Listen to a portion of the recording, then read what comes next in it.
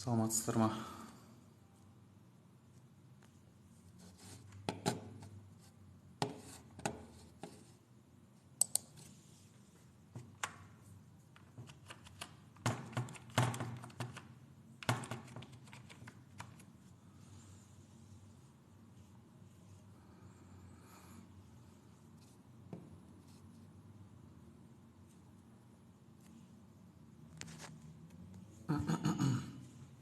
Даусым естіліп тұр ма?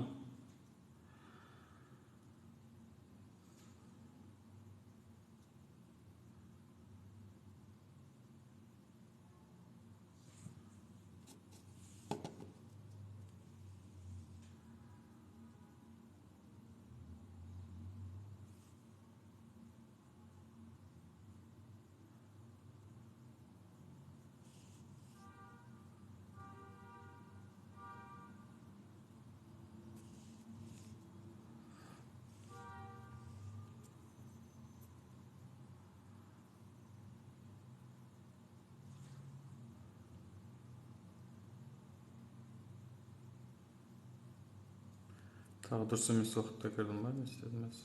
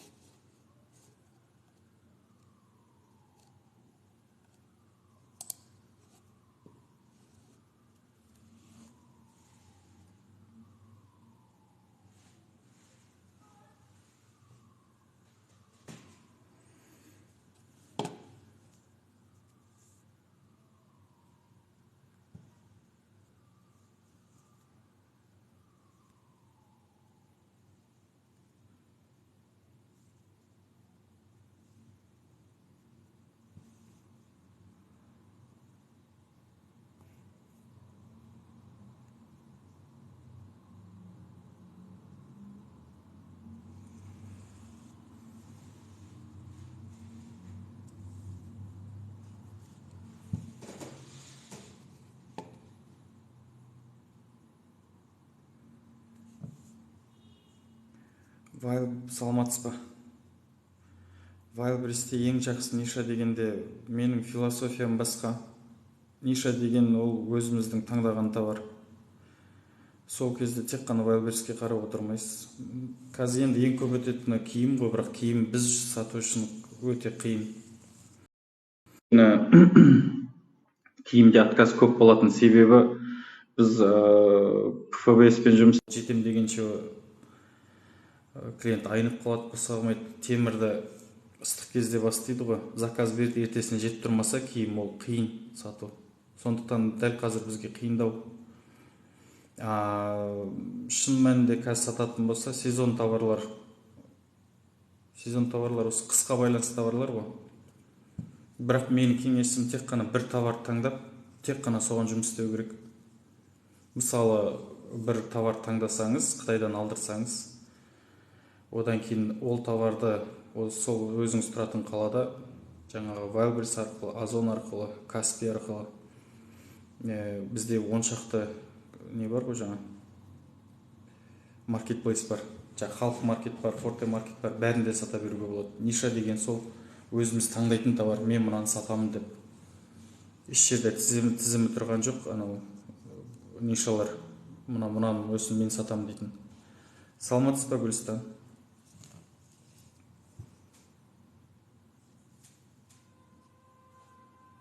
Мен жеке өзім премиум сегмент жақсы көрем. Мен қымбат зат сатам.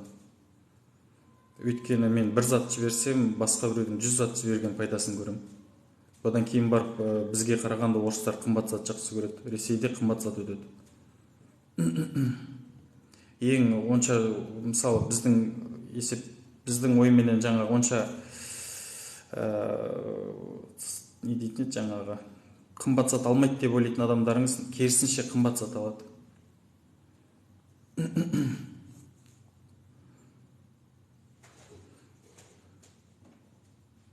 Тікелей эфир жүруді бірінші емес, кеше бір істеп көрдім. Үйреніп жатырмын әлі, әзірге ренжімейсіздер.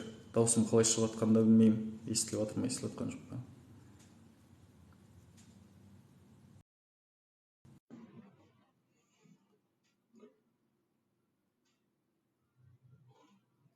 Сәлем, Құралай. Менің шәкіртімнің бірі саудасы болып жатқан, шын мәнінде. Бір мақтанып көрсетейін десем, осы менің шәкіртім осынша табыстап отыр деп әзірге сәті келмей жатыр.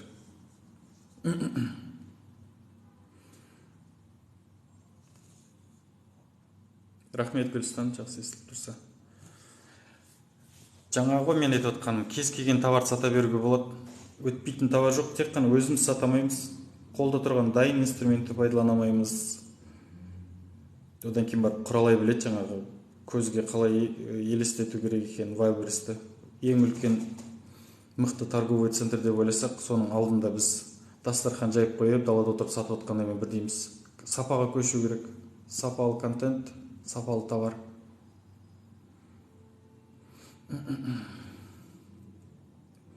Жарайсың, Құралай, 90 мың емес 1 миллионға жетесің, Құдай қаласа. Күніне 1 миллион істеуге. Мен де ойламаған жерден бір күнде 1 миллион істеп, екінші күн 2 миллион рубльге сауда жасағым. Үлкен оборотқа жету оп-оңай, тек қана өзімізге байланысты. Анау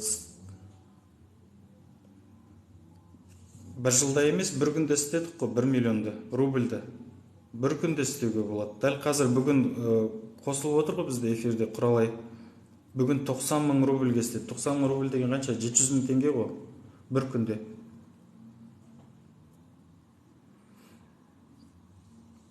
Крупный товар жібере алмайсыз ғой. Крупный товар несі бар ғой? Европалеттің размерінен үлкен болмау керек. 1/20-да 80 қателеспесем. Крупный товар жіберу үшін, мысалы, Zdek сияқты компаниямен келісіп, сонымен тікелей өзіңіз жібересіз клиентке. Басқаша істей алмайсыз оны. Крупный товар емес, егер қымбат зат десеңіз, қымбат зат сату керек. Одан кейін барып көбісі қорқа береді, жаңағы жоғалып қалса не істеймін, басқа қылса не істеймін деп.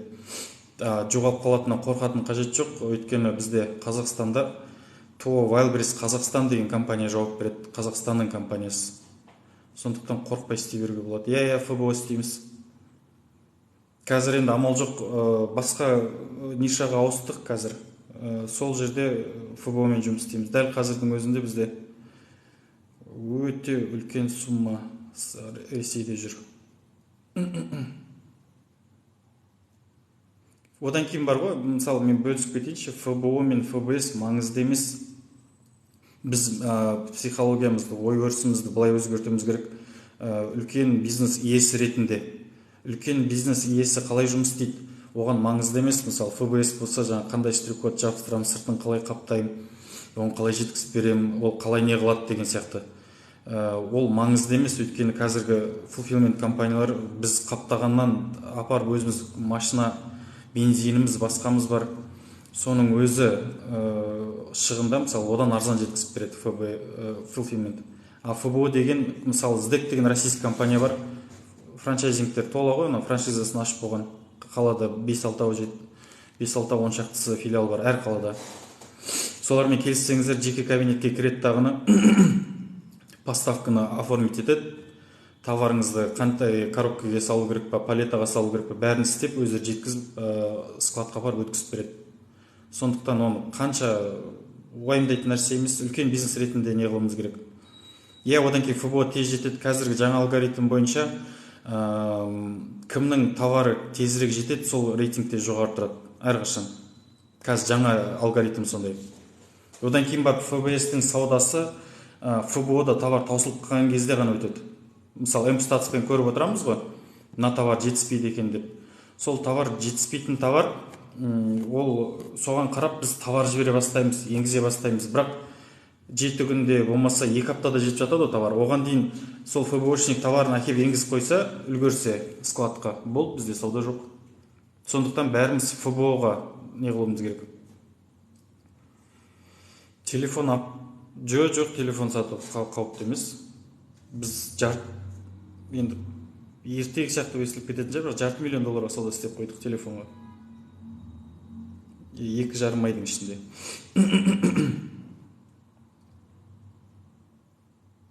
Сұраныс үлкен, неге сатпаймыз оны? Сату керек. ФБО арқылы ең жақсы өтімді товар ол біздің таңдаған товар. Мысалы, неге кіресіз ғой? Мен айтайыншы, қазір дәл алдында мысалы не көріп тұрмын?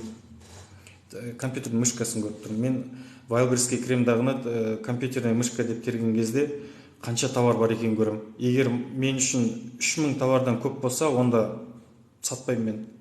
Одан кейін барып несіне қараймын? Отзывтары 2-3 мың отзыв жинап қойған болса, тоже сатпаймын. Мен Шымкент қаласынамын, Гүлстан. Былтыр Алматыда істегенбіз, бірақ мен биыл қайтып Шымкентке көшіп келдім.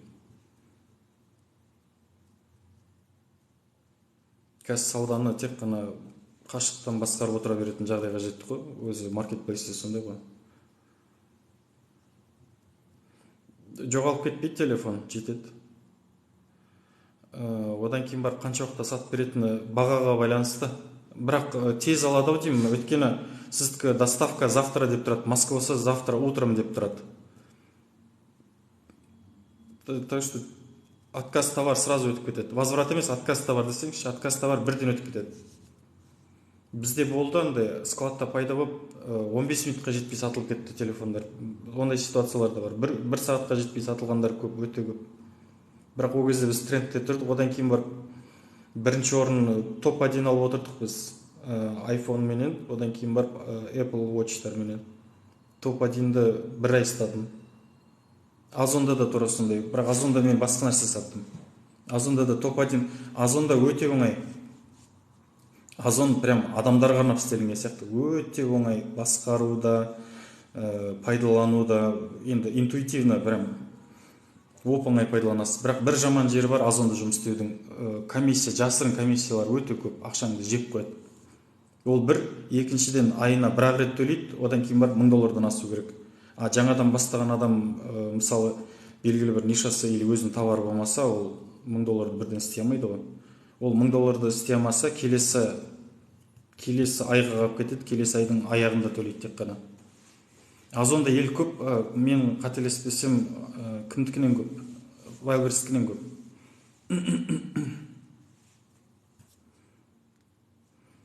Эфир қызық болу үшін нақты сұрақ қойсаңыздар жауап берейін, өзім білгенімді. Мысалы, карточка қалай жүргіземіз деген. Карточка қалай жүргізудің, топқа шығарудың, өзі топқа шығарудың екі түрі бар. Біреуі SEO оптимизация қажет етпейтін товарлар болады. Ол қажет етпейтін товар, ол атақты бренд, мысалы Samsung, Apple, Xiaomi. Анау әркім лайк басып болған ғой ол брендке. Товар шығарасың, бірден топқа шығады. Ол жерде именно бренд жұмыс істейді. егер бренд товар енгізсеңіз, мынау кроссовка сатқан кезде де мысалы Nike дейсіз, болмаса Adidas деп қоясыз ғой, сол кезде бірден топқа шығып кететін, содан ол жерде бренд жұмыс істейді. Егер басқа товарыңыз брендке сай болмаса, ол кезде SEO оптимизация жасаймыз. SEO дегеніміз ағылшын сөзден жаңағы Search Engine Optimization дейді. Іздеу жүйесінде оптимизациялау. Жаңағы бірінші кезекте жаңағы наименование дейді ғой, товардың атын дұрыс қоямыз. Ең бірінші, ең көп нақты сөз болады ғой. Мысалы, жай ғана Wildberriesке кірсеңіз, аналитикада популярный запросы деген кезде, мысалы жаңағы компьютерная мышка дейтін болсақ, бірінші шыққан запрос, ол бірінші наименование қою керек. Қалған 9-нан не құрсақ болады? Сипаттама. Сөйтіп 2 күн күтеміз. 2 күннің ішінде егер неге шықпаса, топқа шықпаса, болмаса позициясы көтерілмесе, онда ключевик отырмаған, сол кезде ғана MP-статстың ФБСниктері көмегі тек қана сол жерде қай ключевикпен отырды, қай ключевик отырмады. Болмайтын ақша тұрады ғой, MP-статс деген андай версиясын сатып алуға болады ғой, өздеріңіз білесіздер ғой. Кресттағыны өзіңіздің карточкаңызды енгізесіз, жаңа артикулын сөйтіп көресіз, SEO оптимизациясын. Қай ключевик отырды, қайсы отырмаған, қай сөздер жетіспей тұр. Қайтадан сипаттаманы басынан жазып шығамыз. Сол топқа шыққанға дейін солай жұмыс істейміз.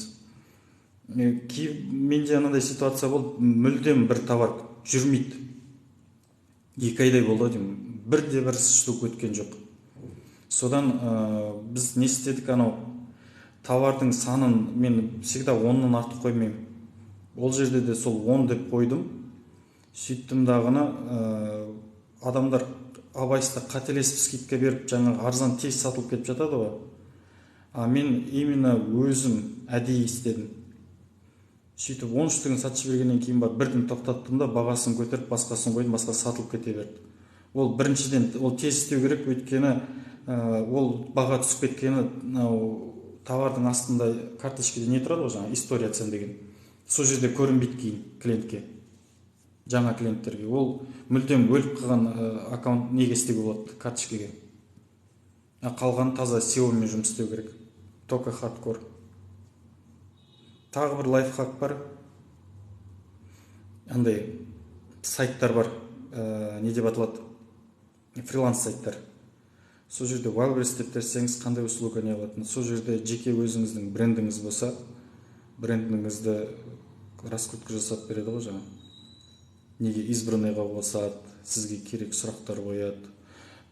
Жалпы айтқан кезде аккаунтыңызда активность пайда болады. Активность бар аккаунтта сауда міндетті түрде болады. Одан кейін қазір жаңа алгоритм бойынша айтпақта не болу керек? Локомотив товар. Арзан, тоқтамай өтетін, сол товар басқасын сүйрейді.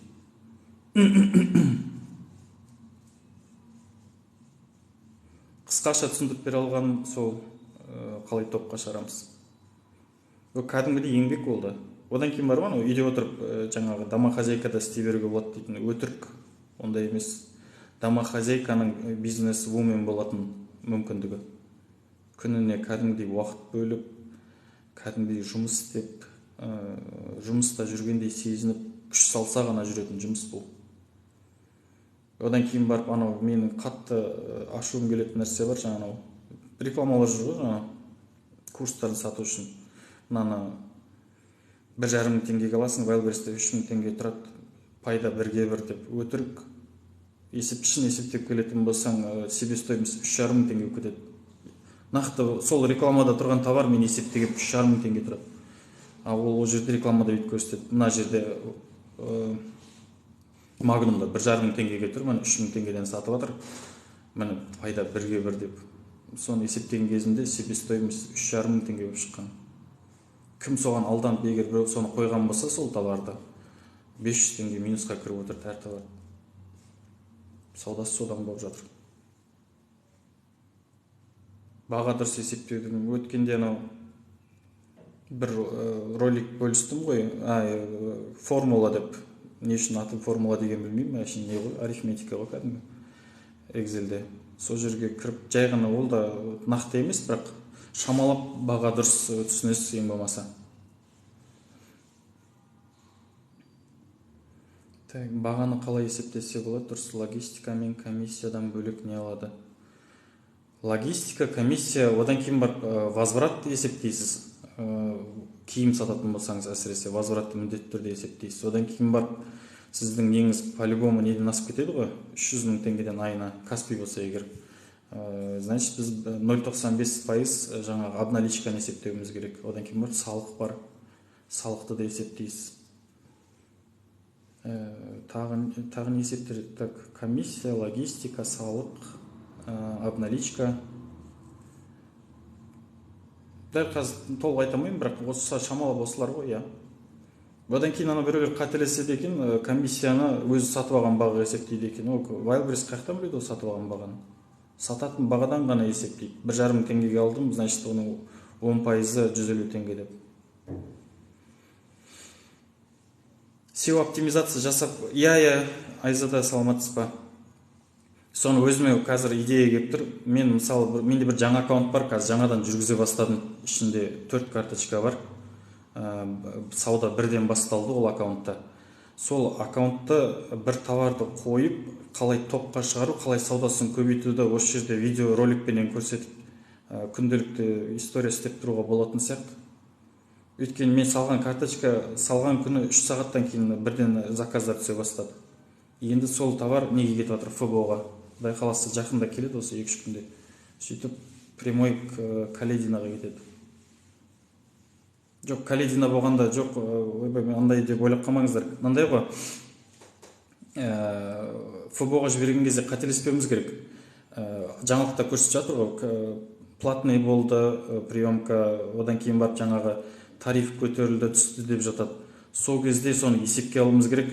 Жаңағы 5.000 теңгелік товарды жіберіп жатсақ, оның платный приемкасы 2.000 теңге болып тұрса, ана жерде біраз минусқа кіріп кетеміз. Соның бәрін есепке алу керек. Мысалы, мен дәл қазір алдында Wildberries ашылып тұр. Каледина 107%-ға толы екен, Электросталь 82%. Дәл қазір одан кейін Подольск 99% дейді. Мен бірінші кезекте Подольск пен Калединаны таңдағым келеді, бірақ толы болса, онда Электросталь таңдар едім. Электросталь өмір үйт болмайды. Әрқашан былай 90%-ның о жақ жағында жүреді, одан төмен болмаса. Одан кейін жаңағы топқа шығу үшін карточканы әрқашан клиентке жақын болған тұрсыңыз керек. ФБО-ға бір жіберіп үйреніп алсақ бар ғой, тек қана телефонға қарап отырасыз ғой. Мынау сауда болды, бүгін еді, дүйсенбі күні отчетым шықты, сейсенбі күні шығардым деп. Складта азайып жатқанын көріп қаласыз, қайтадан жіберіп қоясыз, отыра бересіз.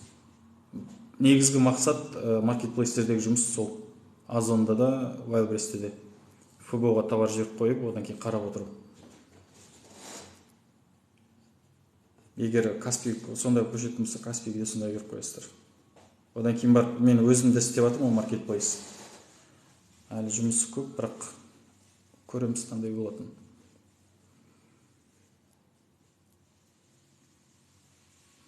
Прямойдан дәл қазір ештеңе үйрете алмаймын ғой, не көрсете аламын?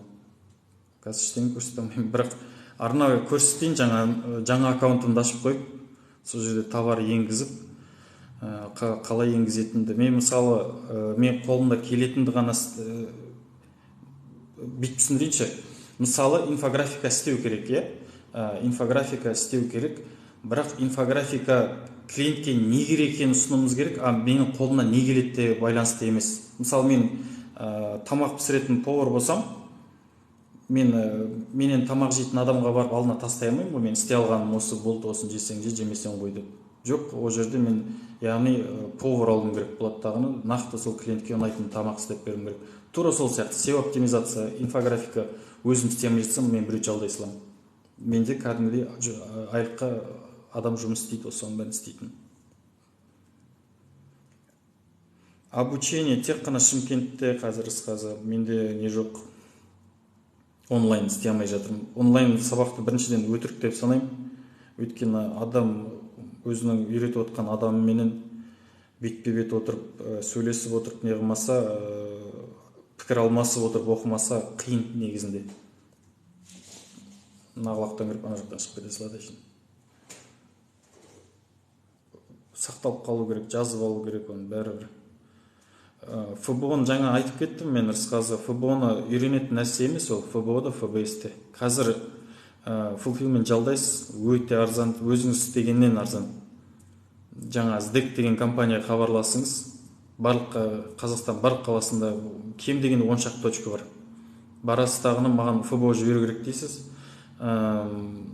Сөйтсеңіз өзі кабинетіңізге кіреді, кәдімгідей оформить етіп, коробкаға салып затыңызды, жаңа не жабыстырамын бірдеңе деп меңіз ашпайсыз. Сіз бизнестің иесісіз ғой, дұрыс па?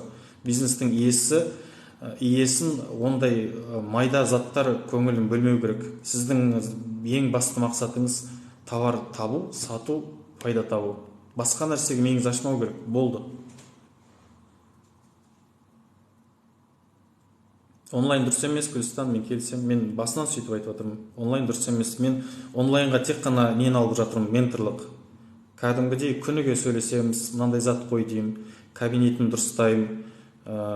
Жаңа ғана 90 жылдарда көшет тұрған будка сияқты болып тұрған нені кәдімгі үлкен магазинге ауысқан сияқты болып өзгереді кәдімгідей. Оформлениесі пайда болады, магазиннің аты өзгереді. Жаңағы мен өзім мысалы бала шағамды или әке шешемді жақсы көремін, ал соның атымен қойып қойғым, магазиннің атын қойғым келеді, мысалы пәленше ана ата деп. Бірақ оны біз товарымызды Ресейге сатып жатырмыз ғой. Сондықтан сол жерде кәдімгідей дұрыс ат қою керек. Бытовой химия сатасыз ба? Мир бытовой химии. Техника сатасыз ба? Мир бытовой техники. Тақырыбына сай болу керек бағытыңызға. Одан кейін бар магазиніңіздің атын мир бытовой техники қойдыңыз ба? Ана жұрттың бәрі сататын ішінде анау прокладкасы бар, шампуне бар, порошок бар, ондай зат қойылмау керек. Жұрттың бәрі соны қойса өтеді екен десе, бәрі сол бір-бірін көшіре береді, содан кейін әрине сауда болмайды ешкімде. Айзада онсыз документсіз жібере алмайсыз ғой товарды, міндетті түрде жасайсыз. Google-ға кіресіз, центр сертификации деп тересіз. Центр сертификации десеңіз бірнеше ТО шығады. Телефон номерін аласыз да звондайсыз. Маған сертификат керек маркетплейстерге саудаға. Сол жерде айтады товарыңызға байланысты. 15.000 теңге мен 75.000 теңгенің арасында. Проблема емес. Ол жұмыстың несі ғой, жай ғана керек қағаздар істеу басқа. Сіз айтып тұрмын ғой жаңадан бері. Сауда, тек қана сауда и қандай пайда табам. Бір товарды ұстауыңыз керек. Не деген қандай орыстардың қандай нелер бар, аккаунттары бар. Аккаунттарында бір-ақ товар бар. Сондай күшті саудалар бар. Бір-ақ штук товар сатады, 30 миллион рубль сатады айына. Бәріміз сондайға жетуіміз керек. Әрине сауат ізденіп, жаңа білім ізденген адам ғана істей алады оны. Бірақ бір товар, екі товар. Қытайдан әкелесіз ба, Түркиядан әкелесіз ба, Америкадан әкелесіз ба? Склад қойып қоясыз, тағын кезектеп ФБО-ға жіберіп отырасыз. Бұл сол бизнес сол. Болмаса өзіңіз өнім шығарасыз. Жалпы маркетплейстер өзіміздің өнім шығаратындарға өніміміз бар болса мықты, соған пайдалы. Мысалы қараңызшы, бір аппарат сатып алдыңыз Қытайдан, пластик бір нәрсе шығаратын болдыңыз. Ең қиын нәрсе жалпы сұраныс, клиент табу. Маркетплейс бізге нақты, Wildberries бізге 250 миллион клиент беріп отыр. Тек сапалы сат, документің болсын, жауап бер, болды, басқа нәрсе емес. Қытайдан техника алмадым, жоқ. Мен Қытайдан 2008-ден бастап товар тасығам негізінде. Бірақ ол мындай ғой, майда товар еді. Өзіммен бірге алып келе саламын, неге салып жіберемін жаңағындай. Ол кезде автобустар жүретін, автобусқа салып жібере саламын. 2 баулы сумканың өзі сол $50,000 болатын сол кезде.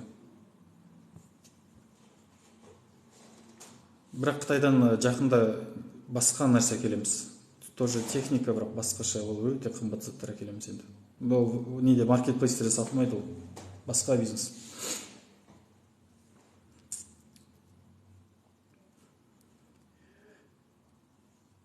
Маркетплейске тағы да қатысты сұрақтарыңыз бар ма? Өткенде біреу андай жаңағы не дейді, мен енді инфобизнеске кіріп жатырмын ғой. Менде бұл тікелей эфирге шығып жатқан себебінде сол өзімді таныстыру, өзім атымнан бренд жасау.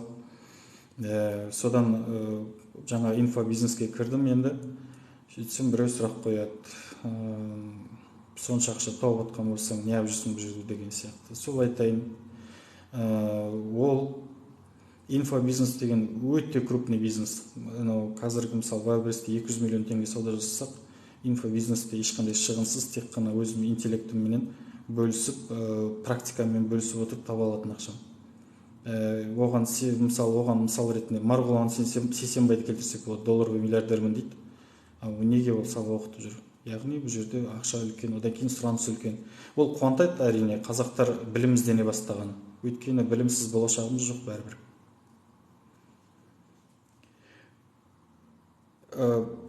Көш басар ма, бағар ма? Бауырым, брендтерден проблема бар қазір. Осы 2 апта болды Apple сатқызбай жатыр. Содан біз уже басқа бағытқа бұрылып, кәдімгі оны да бастап кеттік. Егер біз бір товармен істей алсақ, екінші товармен де істей аламыз, Алла бұйыртса. Ол саудасы басталып кетті, енді ФБО-ға жіберем, құдай қалса. Инфобизнесте айтып тұрмын ғой, ВБ-дан көп ақша. Өте көп. Мен мысалы инфобизнеске кіруде не жоқ еді, просто біреумен ерегісіп кіріп кеттім негізінде. Жаңа ғана өтірік ақпарат тарқатып жатқанға жай ғана жазып едім комментарийіне. Мынаны алып тастай сал, көп адам штрафқа кіріп кетеді, мынауың дұрыс емес, бұл өтірік ақпарат, өтірік екенін өзің білмей тұрсың десем, жаңа видеосы рекке шығып кетті, даған соң қимады-ау деймін. Сөйтіп соған видео шығарған ғой, сенбеңдер деп, ол ондай емес деп. Мысалы жаңа айтады ғой, остатықты пәленбай мүмкіншілік көрсетіп қойыңдар деп. Сол пәленбай мүмкіншілік көрсетіп қойсаң, Wildberries'нан товар көп екен, соны сатам деп ойлайды деп. Мен соны қайтадан айтамын, бұл өтірік. ФБС адам емес, былайша бүйтіп саты қоятын болсақ, ФБС'нің ең астында. Жаңа айтып отырмын, ФБО-дан қалған сауданы ғана сатады. ФБО-да товар жоқ болып қалған кезде. Болмаса, баға разницасы болу керек. Жаңағы кез келген зат 10 мың теңге тұратын болса, ФБО-шникте, сізде ФБС'никте 2-3 мың теңге тұрса, сол кезде алу мүмкін. Былай алмайды. Брендтерді жоқ, алып тастау жоқ, ондай емес. Біз Apple-ды қайтып қосамыз, сертификатымыз бар біздің бәріне. Сертификат кішкене шығын ғой, 15 мың теңге мен 75 мың теңгенің арасында. Просто сертификат сетіп алу керек, болды, ИАС деген. ИАЦ. Біздің евразийскийдің. Арғай сата беруге болады. Бізді қазір тоқтап қалған, жаңа сертификатымыз әлі қабылдаған жоқ, осы бүгін ертең қабылдайтын шығар. Хотя бізде товардың карточкалерінің ішінде тұрды сертификат, суретін қойып қойғанбыз. Бірақ сонда да өздері конкуренция не қылды ма? Өйткені күн бермей қойдық қой біз. Кәдімгідей топ-1, мысалы iPhone 11-де бірде-бір саудасы неған жоқ. Біз топ-1 полностью қойдық. Мен 6 компаниямен жұмыс істедім, соның 4-еуі топта тұрды. 2 артикул бойынша. Топ-1 вообще бермей қойдық. Содан кейін бар басын сөйтіп ойладым мен, бізді сол үшін алып тастады ма деп. Сөйтсем жоқ, барлық брендтер тыққан екен ғой. Тұршты қорқатын ештеңесі жоқ, кейін сертификат өткізе беруге болады. Одан кейін бар, даже банкқа кетіп қалса да карточка ақшаңды да жеп қоймайды, товарыңды тап қоймайды. Товарды қайтарып береді, ақша товарың жеткен кезде сатылған болса ақшаңды береді, сатылмаған болса товарын қайтарып береді. Қорқыныш жоқ мүлдем. Айзада болмайды-ау деймін. Дәл қазір Ресейге бола береді, өйткені брендтің бәрі шығып кетті ғой. Бірақ бір күні, мысалы, Samsung айтыпты жылдың аяғына дейін кіреміз деп. Егер кіретін болса, товарымыз өтпейді, не керек жоқ, мировой бренд товар деген. Хост товар известный болғанда, бытовой химияны айтады қаншасыз, менің ойымша тиімсіз мүлдем. Көбісі сауда жасайды да, пайдасын есептемейді, минусқа кіріп кеткен адамды көрдім мен. Өзіміздің жақсы танысымыз өте үлкен суммаға аптасына отчет шықты, бірақ логистикасы да сондай болып кетті. Сайттан тексересіз, мысалы, порошоктың логистикасы қанша екен. Вроде бір сумма тұр, шын мәнінде отчетта басқа сумма шығады. Оны қайтарып та аламайсыз ол сумманы. Біздің логистика сондай дейді отыра береді. Бытовой химияның логистикасы дәл қазір қатты қымбат. Одан кейін орысша айтқанда рынок перенасыщен. Қазақтың бәрі сатып отыр. Өз бір 10 шақты товар бар, қазақтың бәрі сататын. Ол ит пен мысықтың тамағы, порошоктардың барлық түрі. Одан кейін бір мысалға көп келтіретін менің прокладка бар, жаңа женская гигиенаның несі. Тағы не бар еді? По-моему, инструменттері бар андай. Ішінде мынанша штук бар, набор деген. қажет жоқ. Одан да мен кеңес берер едім, мысалы жаздың күні футболка тек қана бір цветті, однотонный дейміз ғой, сол жерге өзіңіздің брендіңізді жабыстырып қойып артына, и соны сатуға. Бренд, зато конкурентіңіз жоқ. Брендті қалай жүргізгеніңізге байланысты, тек қана өзіңіз шешесіз баға қалай екенін. Енді бағаны өзім шешемін деп аналардан 2 есе 3 есе қымбаттамайсыз ғой, бірақ ешкімнен жасып баға түсірмейсіз. Или бытовой, мысалы бытовая техника болса, жаңа тостер дейікші, шарт түрде егер мысалға келтіретін болсақ, тостердің сыртына Bosch деген жазуды Қытай сіз үшін өзіңіздің брендіңізге мысалы Айзада деп шарт береді. Айзада деген мысалы тостерлер пайда болады, дизайн сәл өзгертеді, зато брендсіздікі болды. Вот сол ниша. Каспийде де сатасыз Айзада деген брендті, Каспий жаңағы Wildberries'те де, Озонда да, Forte маркетте де, Халық маркетте де, тағы не бар еді, жаңағы Жусан маркетте де, менің КД KZ құдай қалса ашылады, ол жерде де, Сату KZ-те, жаңағы неден Инстаграмнан аккаунт ашып қойасыз, Фейсбуктан аккаунт ашып қойасыз, ВКонтакте аккаунт ашып қойасыз, магазин, интернет-магазин, өзінің жеке интернет-магазин болады. Вот сол не ниша. Көбісі нишаны дұрыс түсінбейді негізінде. Одан кейін барып ең үлкен қателік, Wildberries'ті көбісі бизнес деп қарайды. Wildberries бизнес емес. Wildberries инструмент, сол затыңыз, сіздің бизнесіңіздің жүргізетін бір инструмент әшейін.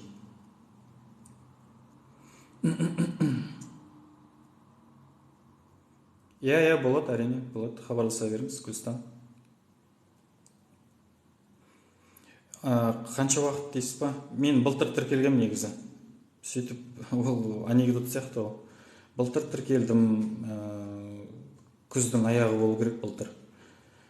Сөйтіп, бір затты қойдым. Ол кезде мүлдем қиын сайтты пайдалану. Кәдімгі тек қана Excelмен жұмыс істейсің, өзің қолмен жазасың, товарды астатығын өзің сөйтіп енгізесің. Сөйтіп, сол товарға заказ түсті одан кейін.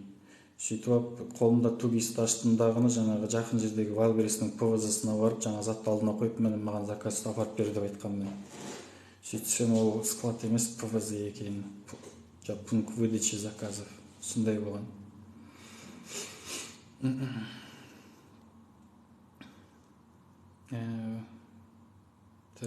Консультация алуға болады. Осы жекеге жаза беріңіздер, неге? Осы жерде жауап берем, осы TikTok аккаунтты. Жекеде телефон номер керек болса, телефон номер берем. Сабақ, Мұрат, сабақ беріп жатырмын. Осы 2 күн болды ашқаныма, үлкен офис аштым. Үлкен болғанда мен үшін үлкен, бірақ негізінде квадраты сонша үлкен емес. Шымкент қаласының тура орталығында аштым. Жақсы офис ашып алдым деп ойлаймын. Өзіме ұнайды әйтеуір. Айзада, сіз жекеге жазыңыз, мен жекеге неғып берем. Мұсафир, не ғой, Озон курсы өте оңай. Wildberries'пен оқып атқан кезде просто Озонды таныстырып, қалай істеу керекін үйретіп кетем. Озон өте оңай. Күшті, жақсы арналғанда пайдалануға да, сауда істеуге де. Бірақ жаңа кемшіліктерін айтқам мұның. Андай товар сатқан кезде арзанырақ зат сатсаң кетесің, өйткені жасырын нелер көп, комиссиялар көп. Тек қана қымбат затты сату керек, сол кезде жаның кіреді кәдімгідей. Бірақ $1000 кем төлемейді, бір айдың ішінде $1000 кем сауда жасасаң, келесі айға кетеді ақшаң. Бірақ мықты топ-1 алдым мен, жасырып не аламын, не сатқам ана. Стеклянный чайник бар ғой, бәрі мықты өтеді дегенге, бірінші мен тек қана бір товармен кіргем. Wildberries'ке де, Озонға да. Сол кезде Озоннан топ-1 алдым чайникпенен. Скриншотымды сақтап қойдым, бір жерде бар менде. Топ-1 аған. Чайник стеклянный деген кезде бірінші орында тұрдым постоянно, и бестселлер деген кнопка беріп не болған. Жоқ, Мұрат, өкінішке Алматыда емеспін. Алматыдан сұраныс көп, бірақ өткенде барып тез қайтып кетуге тура келді. Менің офисіме келе берсеңіздер болады, демалыс күні. Документ сұрайды. Бірінші тіркеліп аласың, одан кейін барып, документ болғанда не ғой анау? ИП болса, талон бар ғой, кәдімгі неден ЭЦП-де арқылы шығарып алады, ЕГОВтан. Сөйтіп соны бересің, болды, басқа ештеңе сұрамайды. Қазір біз Озонда бір аккаунтымыз бар. Жақсы саудасы, бірақ ақшасын алудан қиналып қала береміз. Офистің адресі Республика 12. Республика даңғылы 12. Үстінде үлкен ғып жазып қойғанбыз жаңа. Wildberries оқу орталығы деп.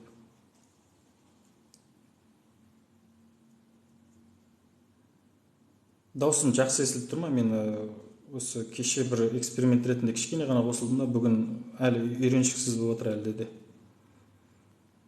Өзім өткенде бір видеода айтқам, жеке пиар жек көремін деп. Шынын айтсам, жеке пиарды ұнатпаймын. Мынау мендегі қазір кәдімгі команда жұмыс істеп жатыр. Команданың талабы сол. Озонға X принтердің анау 356 деген модель келе береді, бірақ несін таппайсың, термонаклейкасын. Арнайы заказ беру керек, Озонның өзінен заказ беріледі. Еш жерден табылмайды, оны табамай қойғанбыз біз. Одан кейін бүйтіп андай неге шартық А4 форматтағы не бар ғой, самоклейка, наклейка қағазға. Сол жерге шығарамыз да кесіп аламыз. Термопринтердің пайдасы деген жоқ ол кезде, өйткені термонаклейкасы жоқ.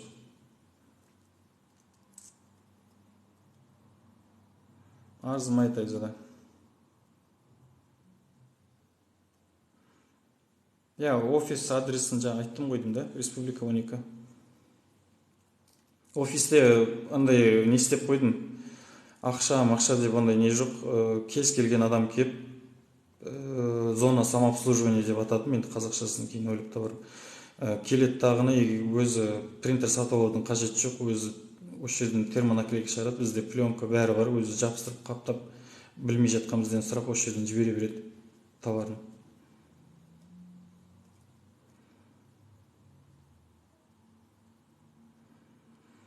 Вайлберристе бір товарға 2 логистика алып жатыр.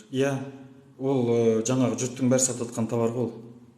Рынок перенасыщенный.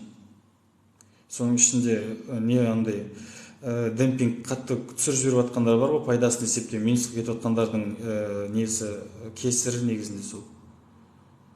Содан мен не қылып жатыр, андай қатты көтеріп жіберді. Оны жасыратын ештеңесі жоқ, ашық айту керек қой оны.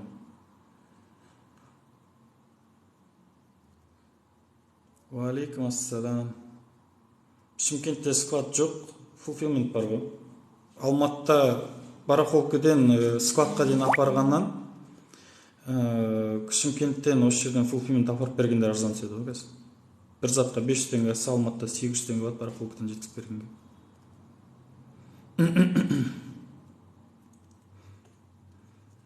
$500 оборот аз ол. Мен аз деп айтқан кезде дұрыс түсінбей қалмаңыздар. 500.000 теңгеге ғана сауда болып жатса аз ол, өте аз. Қалтамдағы барақшам 500.000 болса, онда оған түсіністікпен қарау керек, кәдімгі не қылу керек. Іздену керек. Мысалы, мен өткенде бір ниша ойландым да, орыс кемпірлері жаңа тоқыған жақсы көреді ғой. Содан қанша адам қосындым, сатыңдар дедім. Тоқыма жіп, пряжа дейді ғой. Сөйтіп, сол пряжаны мынау Ташкентке барса өте арзан тұрады. О жақта біздің өзімізден бір 2-3 есе арзан шығар. А Россияда бізден 5-6 есе қымбат. Бизнес жаңа ниша специально істей беруге болады. Акцияға қатысу керек, жақсы товар болса, андай жұрттың бәрі қатыспайтын товар, өзіңнің прям нишаң болса, соны осын жүргізем деген, онда акцияға міндетті түрде қатысу керек. Акция ғой бәрін жүргізетін. Одан кейін бар, қанша халық өзін алдап отқан біліп тұрса да, мысалы өтірік акция, мысалы бағаны өтірік қоямыз ғой, 10.000 теңге деп қоямыз дағыны. Мысалы 10.000 теңгеден беріп жатырмын деген сияқты, 10.000 үстін сызып қойып акция скидка берген. Соны біле тұра клиентке әсер етеді екен, бірақ өткенде сол психологиясын оқығам. Сонда айтады, как неудивительно, но она все еще действует деп, 65%, 70% скидка беріп жатыр деген кәдімгідей әсер етеді. Қатысу керек, бірақ мен кеңесім, акция қатысатын кезде остатықты бір 2-ақ штук па, 1-ақ штук қойып, кейіннен бар баға өзгерген тексеріп, одан кейін не тұрады, бірдің артынан 0 қоя сал, или 2-0 қоя сал. Бірінші тексеріп алу керек, бірақ акцияға қатысқан кезде. Әсіресе жаңағы соткамен шығып отырып қоямыз ғой, сол үшін жаңа офисте отырып істеу деген бар ғой. Офисте компьютерде отырасың, мына соткада шығып отырып біреу звондап қалады, или қасыңа біреу келіп қалады, көңіл аударып басың бірасына қайтып қараған кезде бағаның орнына скидка 65 дегенді, скидканың орнына бағаның орнына жазып жібересің. Сол кезде косяк болады. Пәлен бай мың штук кетеді. Анау жаңағы инфо-цыгандардың 10 мың штуктап қой деген сол кезде кесір тиеді. Иә, бір күнде 500 заказ. Біздің жігіттер сатқан 4 мың штук заказ түскен. Пайдасы мықты деп айтып жатқан тұғын, по-моему, қателеспесем. Жақсы сатқан. Озонға кіру, Озон сатушылардың бүкіл жағдайын жасап жатыр да, бірақ әлі ақша төлеу жағын олар шешпесе қиындау әзірге. Бірақ Озонда жұмыс істеу керемет, енді кайф қой кәдімгідей. Кнопкалары жаңағы бүкіл жағдайын жасап қойғанда өте оңай. Атмен беруге болады, мысалы айтасың, мына зат менде таусылып қалды, қазір атмен басам деп. Атмен басады. Одан кейін барып, мына зат қазір кешігіп жатыр, 3 күнге уақытын ауыстырып жіберіңізші десең, 3 күнге ауыстырып береді уақытысын. Тағы қандай фишкалар бар еді. Одан кейін бар, ПВЗ бар ғой, мынау кәдімгі Wildberries сияқты әр жерде точка. Егер сол жерге барып, сол жерде сондай ПВЗ-лар таңдайтын, товарды қабылдай беретін істеп қойды. Анау Закарпатский 1 деген Айдылда аэропорттың арғы бетіне бармайсыз, кәдімгі ПВЗ-ға апарып өткізе берсеңіз болады. Озон бүкіл жағдай жасап жатыр, бірақ жаңа жасырын комиссиясыменен ақшаны уақытысында төлеп отыруға реттесе, Wildberries-тен осып кетеді деп ойлаймын.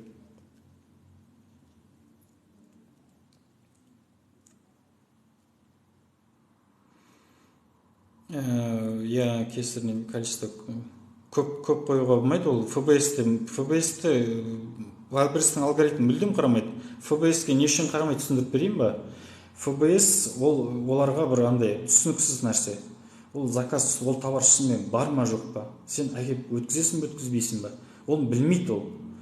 Одан кейін барып, ол сол товарды өткізесің ба жоқ, орнына басқа нәрсеге қайтып кетесің ба? Сол үшін ФБС-тің не астаты басқа нәрсесін көңіл аудармайды. Клиенттің сізге деген отзывына қарап барып алгоритм жұмыс істей бастайды. Оған дейін жұмыс істемейді ол. Акцияға қатысып, Гүлзат андай істейсіз ғой, алдын ала бағасын жоғары қойып қоясыз, содан кейін барып скидка бересіз. Өзіңізге керек бағаны қойып сата бересіз. Енді товарды таба алмай, осы сауда бизнестің ең қызық жері сол емес пе? Күшті товар тауып, соны сату.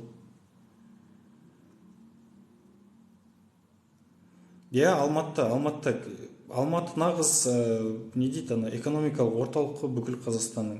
Не нәрсе іздесең де Алматыдан табылады. Даже Тесланың запчастьін Алматыдан табасың, басқа жерден таппайсың. Сол сияқты. Гүлзат, бірінші бағаны жаңағы бір зат жаңа карточка арнайсыз ғой. Сол кезде сататын бағаңыз 5 мың теңгеге сатамын десеңіз, онда бірден 25 мың теңге деп шығарыңыз. Бірінші карточканы арнаған кезде.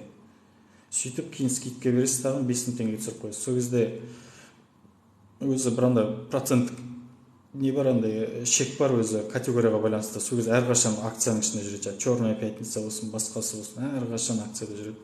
Менің өзім жеке аккаунтым, мен сондай істеп қойғам, бірақ товар сатам. Прям саудасы күшті деп айтпаймын, бір-ақ затым ғана бар. Бірақ аптасына қалтама 100-200 мың теңге түсіп тұрады. Содан бала шағама берем, ары бері жүрген приятный бонус. Жоғарылатып барып скидкаға қатысу керек. Бірақ оны басында істеу керек. Өйткені клиенттерде топасы емес қой, ана жерде Wildberries-те істеп қойған жаңағындай нені көрсетіп отырды, графикті. Алдын қанша болып историясы жаңа стрелка көрсетіп тұрады, қазір көтеріп жіберді дейді, или түсіріп жіберді дейді. Сол үшін басында бірден көтеріп алып түсіріп тұру керек. Әрқашан акцияға қатысқан сайын.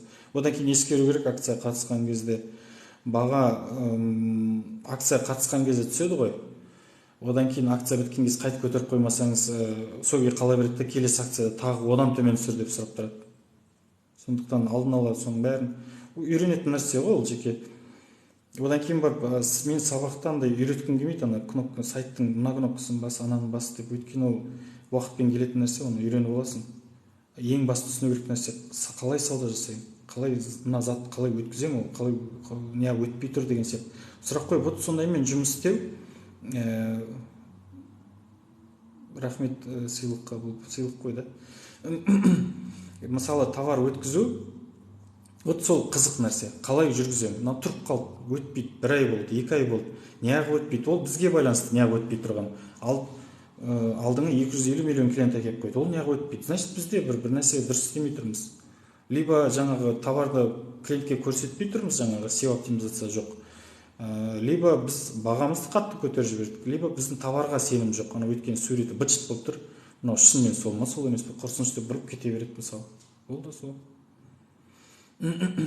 Иә, ары қарай Wildberries-пен жұмыс істей беру керек. Бірақ жаңа айтып отырмын ғой, Wildberries-ті бизнес ретінде қарамау керек. Wildberries біздің бизнестің бір инструменті үшін. Бір инструмент үшін Wildberries деген. Бизнес ол менің, мысалы мен өзім таңдадым осы жақында бір товарды, мен соны сатам. Ол товар Түркиядан келетін болды, ол товар Қытайдан келетін болды. Мен сол товарды аламдағыны енді бір жағына Wildberries-ке қоям, Озонға қоям, Каспиге қоям, қаладан точка ашам, мысалы сауда. Инстаграм арқылы сатылады, басқа арқылы, өзім жеке сайтым бар, жеке сайт арқылы сатылады. Вот сол бизнес. Сол бизнесімнің Wildberries бір каналы ғана, бір инструменті ғана. Ол соны. Тек қана Wildberries-ті бизнес ретінде қарау, ол қате түсінік.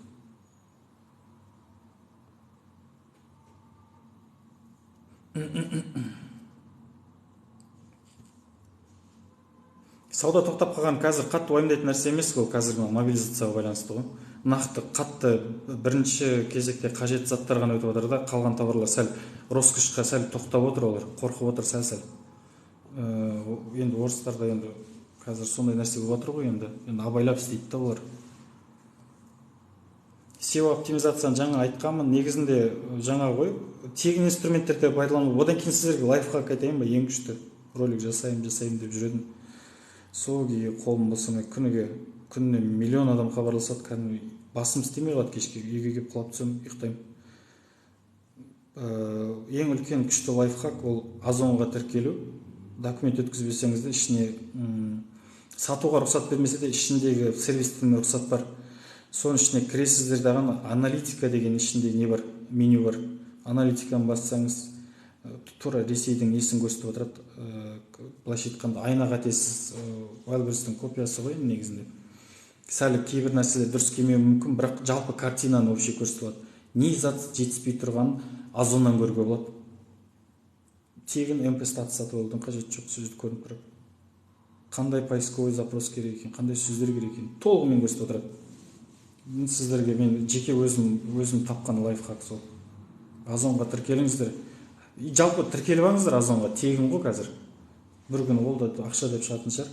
Бір күн болмасын, бір күн сауда бастарсыздар. Бәрімізде жаңа Каспи неміз бар ғой, магазиніміз бар ғой, ештеңе сатпасақ та, сол сияқты.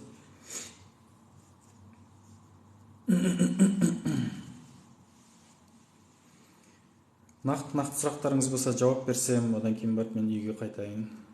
Жалпы қатты кеш қалуға үйренбеген адам. Бәрінің мазалайтын сұрағы сауда қалай жасаймыз ғой. Не сатам, одан кейін қалай сатам. Өзі немен қалай ғой өзі, не сатам, қалай сатам. Не сататынды айттым, өзімізге ұнайтын нәрсені табамыз. Омар Асия. ФБО. Бірінші кезекте ФБО өтеді, одан кейін барып ФБС. Мысалы, сіз ФБО-ға кірдіңіз, пісте сатады деп айтайықшы, жоқ, ұн сатады деп айтайықшы, мысалы, ФБО-да сатасыз да, сіз ұн. Сөйтіп сізде ұн таусылып қалған кезде ғана ФБС-те сауда болады. Сол кезде ғана солардан заказ түседі. Сөйтіп олар салып жіберіп, пока жетем деген сіз қайтып ұнды әкеліп кіргізіп үлгерсеңіз складқа ФБО-ға, аналардың затына отказ болады. Қытаймен енді бастадым Гүлзат, бұрын істегенмін, ол кезде бірақ маркетплейспен жұмыс істемейтінмін. Карго көп қой, жақсы, чаттардан ақ сұрай беруге болады, жақсы карго, кім біледі деп. Карго деген көп қой қазір. Сұраныс бар нәрсеге ұсыныс әрқашан толып тұрады. Сізде сұраныс бар ма, онда ол ұсыныс та бар. Ішінен жақсысын біреуін таңдаған кезде сөйлесіп байқайсыз ғой өзіңізде. Қайсысы дұрысырақ деген сияқты. Одан кейін барып қанша жыл істеп келе жатқан. Енді оны мен таза айта алмаймын, карго мен енді бастадым. Бұрын өзім әкелетім, өзім барам. Қытайға өзім барып, ол кезде жап-жас бала едік. Өзіміз барамыз, барған жарты ақшамыз қыдыратынбыз ол жерде. Жартысын товар алып келетінбіз, соның өзінде пайдап шығатынбыз.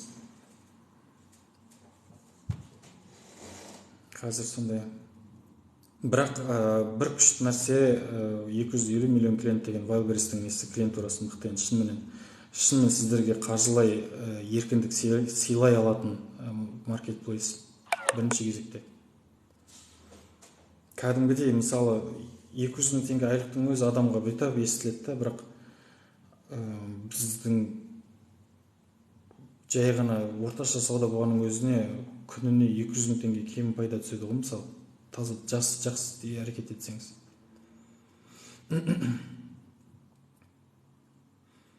Apple Watch мен топ-1 едім ғой, жаңа да айтып отыр едім, Умар Асия.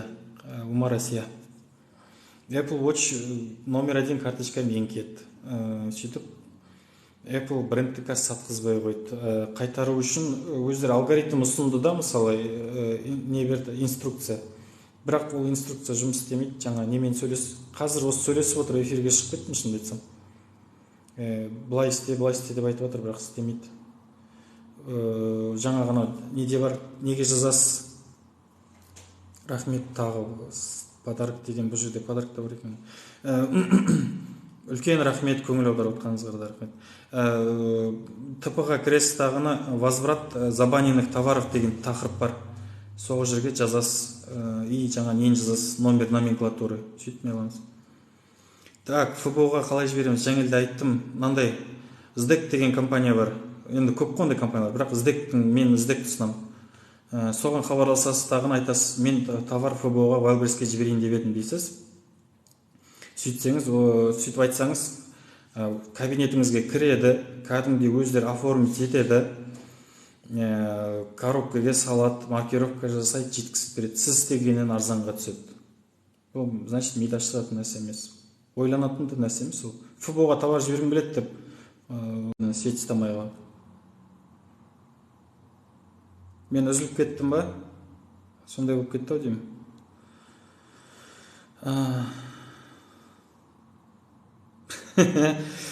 500 мың теңге дейді ФБО оқыту. ФБО оқитын нәрсе емес ол. Ол Wildberries-те оқығаннан кейін ФБО, ФБС маңызды емес ол. ФБО-нда ФБС-те Fulfillment компаниясы деп берді, оның несін оқисыз? Бүйтіп қолыңыздан ұстап алады да, жаңа инфо-цыгандар.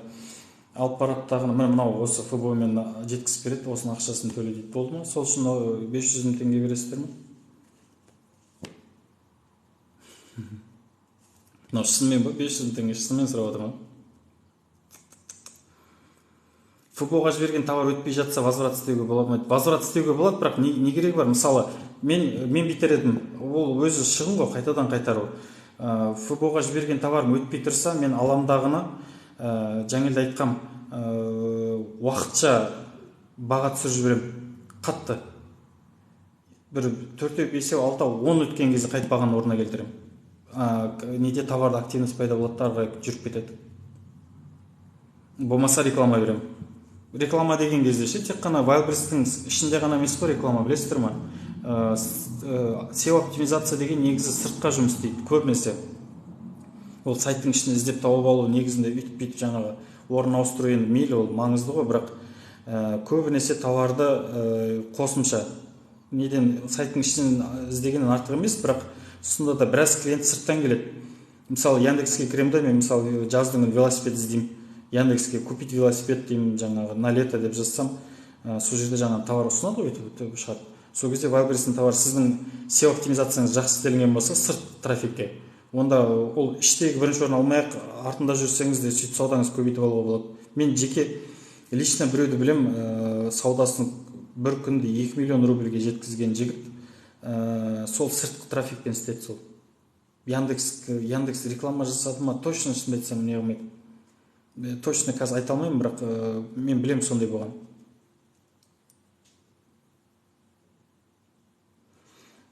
Қазір сондай проблема болып жатыр дейді ғой, неге өтпей қап складқа. Менде де тұр товарлар. Қатты уайымдайтын нәрсе емес шығар, өтеді. Архивке өтпей тұр ғой, Товар таңдап береміз дейсіз ба? Жоқ, товарды сіз таңдайсыз. Біреудің таңдап берген товары, ол товар, яғни ол бәріне сол товарды ұсынып жатыр. Ол болмайды, жұрттың бәрі сатып жатыр деген сөз. Мүмкін тапқан шығар бір узкий ниша. Бірақ ол сіз оны істей аласыз ба, істей алмайсыз ба? Мен мысалы, маған әйел заттың жеке жаңа гигиена заттарын мен сата алмаймын, өйткені маған сұрақ қойса жауап бере алмаймын, әркім біреуден сұрамаймын. Мен өзім түсінетін товар сатқым келеді. Болмаса әйел кісі жаңағы жаңағы неге охотаға қандай мылтық таңдаймын, қандай оқ келеді, 9 мм ме, 12-лік па, 16-лік па деп отқан. Оны әйел жауап бере алмайды. Гуглда қашан отырасың? Өзің білетін товарға айналысу керек қой, өзің. Анау бір бизнес бір не айтады ғой, бір өзің жақсы көретін тірлікпен, хоббиіңмен еще соны табысқа әкеле бастасаң, ол сол сен бақытты адамсың деп шын.